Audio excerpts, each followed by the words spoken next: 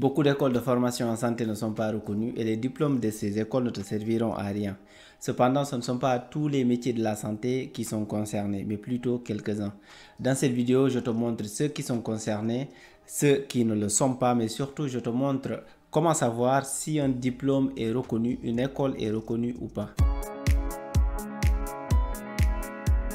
Choisir sa voie, c'est choisir sa vie. Certains pensent que tous les métiers de la santé leur permettront de trouver un emploi et gagner beaucoup d'argent. C'est vrai qu'il y a des métiers avec lesquels tu peux devenir riche, mais aussi à côté, tu as des métiers dans la santé qui te permettent de gagner à peine de quoi vivre. Et encore, il faut que tu trouves un emploi avec le risque de se retrouver avec un diplôme qui en réalité est un bout de papier sans aucune valeur. Ce problème concerne plus les métiers qui sont accessibles à tout type de baccalauréat.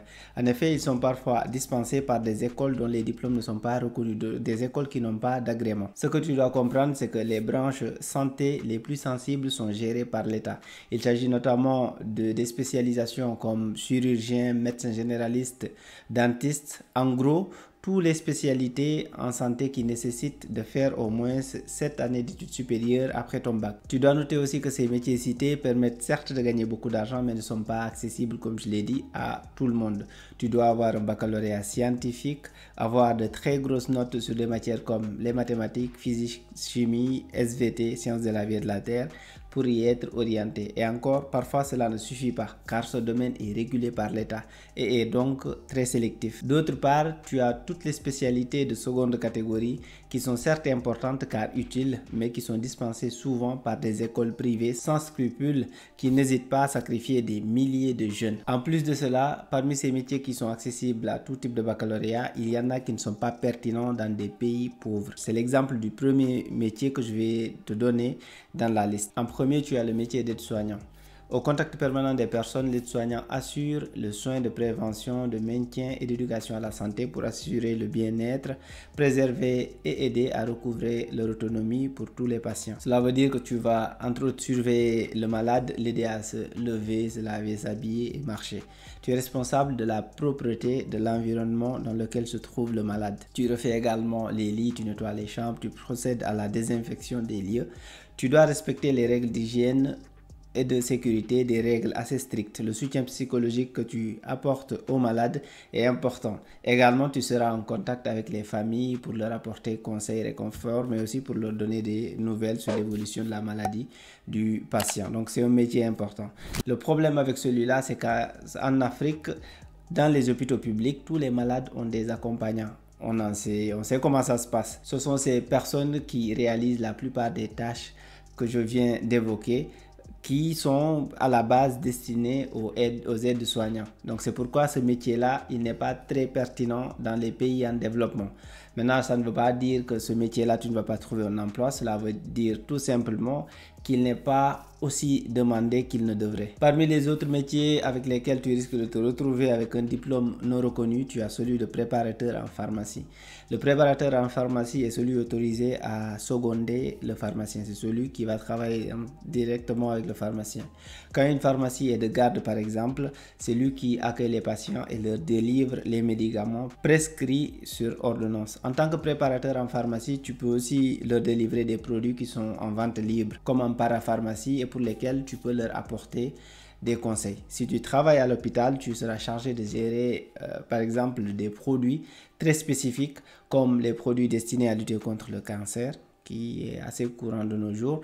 Tu auras une activité assez variée avec cette spécialisation. Parmi ces métiers avec lesquels tu risques de te retrouver avec un diplôme non reconnu, tu as également celui de délégué médical. Ton rôle va être de présenter et de valoriser les nouveaux produits et médicaments du laboratoire pharmaceutique qui t'emploie auprès des professionnels de santé, les médecins, les pharmaciens, vétérinaires, dentistes et j'en passe.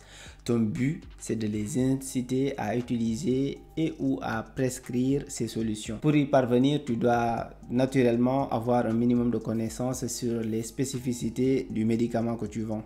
Tu peux voir ce métier comme celui d'un commercial, mais dans le domaine de la santé. Tu vas donc réaliser une présentation détaillée des molécules, des effets du médicament, de la posologie et des éventuels effets secondaires au cours des réunions professionnelles, de formation et de congrès médicaux. Un autre métier avec lequel tu risques de te retrouver avec un diplôme non reconnu, c'est le dernier de cette liste d'ailleurs, c'est celui d'assistant médical. Ils sont généralement présents dans les cabinets dentaires. Ce sont eux qui le plus souvent se chargent de mettre en place le matériel, le nettoient pour faciliter l'intervention des dentistes. Tu peux participer également sur la partie administrative, mise à jour et classement de dossiers médicaux, report d'informations dans le carnet de santé, réception des résultats d'examen, commande de matériel et j'en passe pour le cabinet dans lequel tu travailles. La liste n'est pas exhaustive, mais comme tu l'as vu, ce sont des métiers super importants. Ils ont tous en commun le fait d'être accessibles, même aux bacheliers littéraires, avec comme piège des écoles qui ne sont pas reconnues. Comme tu l'as compris, tous ces métiers-là sont dispensés parfois par des écoles que je considère comme des écoles de la rue,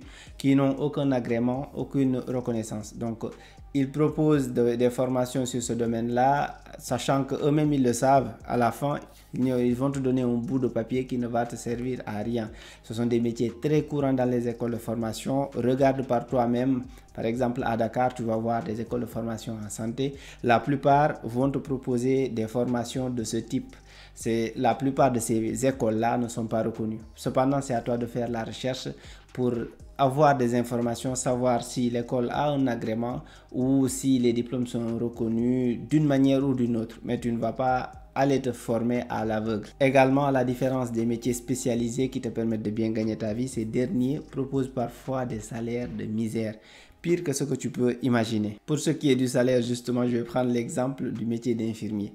Si tu veux devenir infirmier, c'est très bien, c'est un métier important. Mais il faut que tu saches que les salaires sont parfois misérables, surtout en Afrique. Je te donne un exemple. Il y a des infirmiers au Sénégal, à Dakar, plus précisément, qui gagnent aux alentours de 75 000 francs CFA par mois. Encore, en parcourant les commentaires sur ma précédente vidéo sur le sujet, j'ai compris que ceux qui gagnent en fait 75 000 francs CFA sont parfois considérés par certains comme les chanceux. Cela veut dire qu'il y en a d'autres qui gagnent moins. Tu imagines? Attention aussi, je ne dis pas que les 75 000 c'est beaucoup ou c'est peu. Je pose le débat par rapport à des gens qui sont censés s'occuper de notre santé. Tu peux me dire que c'est mieux que rien, je serai d'accord avec toi, mais mets-toi bien dans le contexte. Qu'est-ce que tu peux faire avec cette somme, cette modeste somme à Dakar? Avec 75 000 francs CFA à Dakar, tu as à peine de quoi prendre une chambre en colocation. Il ne va même pas te rester de quoi vivre. Je ne dis pas que tout le monde gagne un salaire en tant qu'infirmier de 75 000, mais il s'agit de la moyenne. Imagine qu'est-ce que tu peux faire avec cette somme. Ce qui est dommage, c'est que c'est un métier important, mais qui n'est pas du tout valorisé, qui fait que parfois les gens le font parce qu'ils n'ont pas d'autre choix, parce qu'ils n'ont pas trouvé mieux. Mais avant de finir la vidéo, revenons-en au diplôme non reconnu. C'est le plus problématique. Il y a des écoles qui n'hésitent pas à te sacrifier. Donc ça, tu le sais en te formant avec des structures non reconnues pour finalement te délivrer un diplôme qui ne sert à rien. Comment on peut expliquer en fait qu'à chaque coin de rue à Dakar, il y a des écoles qui proposent ces formations-là? C'est comme des boutiques de quartier en fait qui vendent du pain. Les diplômes, c'est comme le pain que tu achètes le matin. Tout le monde propose, ce qui fait que ça n'a aucune valeur. Cela veut dire également que les autorités sont au courant de cette pratique. Une école qui propose des formations dans un domaine aussi sensible que la santé doit bénéficier d'une plus grande vigilance des autorités chargées de réguler le domaine. Si tu souhaites te former dans ce domaine, c'est à toi d'éviter ce type d'école. Pour les diplômes d'État, assure-toi que l'école a bien un agrément de l'État. Va sur le site de l'école. Si tu ne trouves pas d'informations sur l'agrément, contacte l'école pour lui demander son agrément, le dossier d'agrément, le numéro d'agrément, tout ce que tu veux avant de t'inscrire. C'est toi qui payes, c'est ton argent. Ne va pas à l'aveugle, ne leur fais pas confiance. Il faut que tu aies des preuves avant de t'inscrire. Pour les autres diplômes qui ne sont pas des diplômes d'État, je te recommande d'aller sur le site du CAMES. En gros, le CAMES, c'est l'organisme qui reconnaît les diplômes d'études supérieures sur le plan international en Afrique. Sur le site du CAMES, tu vas mettre le nom de l'établissement, tu vas mettre le nom du diplôme. Si ça te sort un résultat, tu sauras si c'est reconnu ou pas. Si ça ne te sort rien, tu auras une idée. N'hésite pas à chercher. Le résultat te donnera des indications, c'est à toi de l'utiliser. Le problème, c'est que tu ne trouveras même pas certaines écoles. Et ce qui va directement te faire tiquer, te faire réfléchir avant d'y aller à l'aveugle. Une dernière chose par rapport au salaire. Quand tu vas chercher ton premier boulot, renseigne-toi avant sur les salaires appliqués sur le marché. Et mieux, si tu peux connaître les salaires dans la boîte où tu vas aller, ça sera parfait. Cela te permettra de négocier un meilleur salaire. Il n'y a pas de miracle. Les gens ont des astuces. Ils utilisent ces astuces-là pour mieux s'en sortir. J'espère que la vidéo t'a plu. Si c'est le cas, mets un j'aime et abonne-toi si ce n'est pas encore fait. Merci et à très bientôt.